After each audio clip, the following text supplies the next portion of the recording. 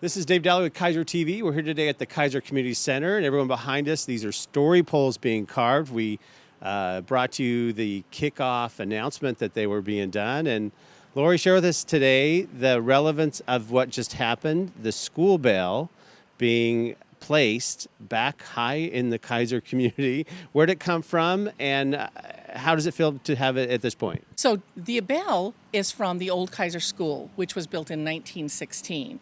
And the bell is original to that building. Nate and I didn't know that. This is actually Nate Brown's idea. He said, where's that bell? It's not being used. It's a historical artifact for the city of Keizer. Let's try to get it and see if, let's see the size. We had no details and we didn't know. So Nate and I climbed up to the bell tower and found the bell, and there it was setting, not being used. No one would ever get to view it, and it wasn't being rung. So Nate made sure that he got it down. The Public Works folks got it down for us, and the size was perfect, as you can see, for it to be on the pole. Absolutely perfect. The bell originally was made in Ohio, is that correct? By the Hillsboro, Ohio. And what's the name of the bell manufacturer? Was it CE Bell?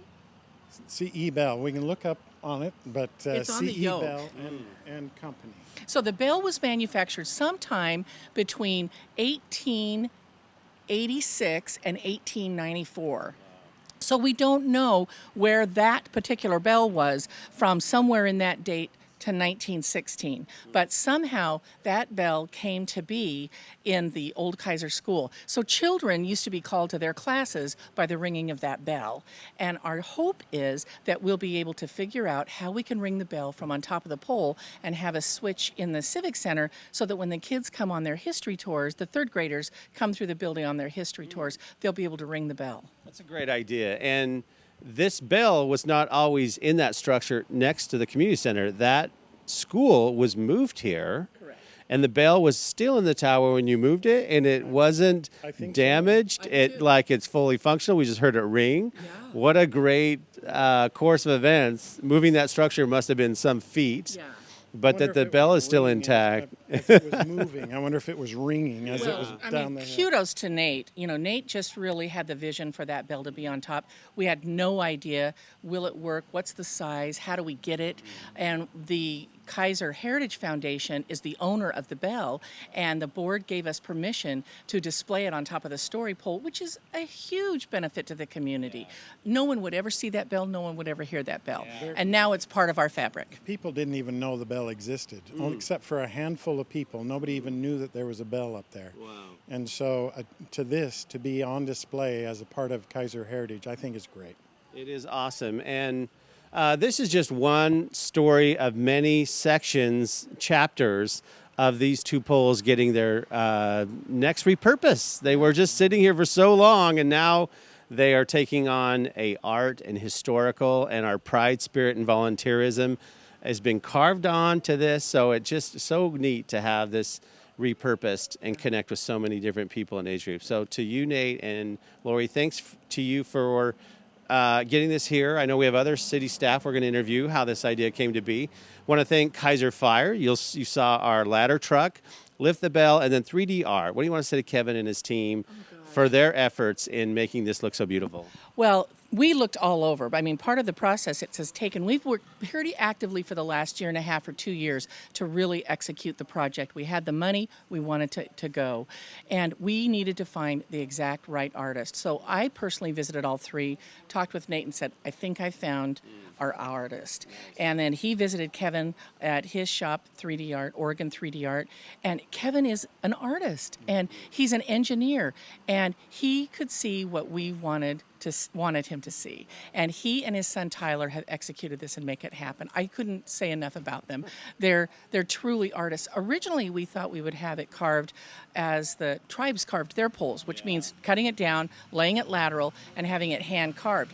But when you see Kevin's work, we thought, no, this is the way to go. Wow. And this is so Oregon, to use chainsaws and carve into the live trees as they're in the ground. It couldn't be better. No, not exactly live. Well, okay. But safe, The root structure is safe for it to sit there, correct? I mean, they removed... preserved the trees. trees Yeah. so that they would be ready for when the time comes. And that's been 6 years, and they're in great shape. And Oregon 3D Art actually has the expertise to be able to make sure that they are preserved. And so that was another thing. A lot of people told us, you know, they're toast. They're toast. A lot of people said, well, they've been standing for 4 to 5 years. And so they said, oh, it's just wasted. But when these guys got into it, they came out more than once and really tested the wood. And it's, you know, they were, you know, this is good wood. And when they got in cutting it, it's perfect. It's awesome. And so we have 220 cities in the state of Oregon. Do we know of another city that has story poles on trees that were on a campus that are repurposed? No. This is groundbreaking. It is. This is leading a new path. Yeah. It's how we do it in Keizer. We will find a way. Yep. We say what's possible, Yep. and behind us is the result That's right. of people coming together Right. and not settling for, just till it under and plant something over it. But this is such a great, Right. so many intrinsic things beyond these story poles come together. And I appreciate you two espouse those tenacity. And we lead here in Keizer. We don't always follow. Well, so there's more to come too, Dave. We've got another couple projects that are really going to be sensational, and it takes time. You know, I mean, I've been working with public art for I don't know 5+ years. I don't know. Anyway, but you know, once people start to see it, their creative juices get flowing, and then more fun things happen. So we'll have some other projects to talk with you about as soon as we finish this. We want this done and put to bed, just like we did the mural. We put one project to bed, and then we move on to the next. When you say this, what does this mean? What do you mean this? This project. yeah. What do you envision this project to be? I envision this project to be both poles. Both poles. Yes. That's what I was trying to drag out of you. Yes, both poles will be carved. And we really feel that we have a plan forward to make that happen, not 6 years from now. We think we can make that happen maybe in the next 6 months, the true 6 months. And then we'll have both of them completed, and then we can move on to the next project, and then we've got another project. Okay, so that's the update. Story poles, a new narrative about how the bell came on top of it, and we will be back with other updates when our first poll is done, which is projected in the next week or so. And so just exciting. So thank you for talking with me, Nate and Lori. Thank you very much. Thank you. And I'm Dave Daly with KeizerTV.com. Thank you.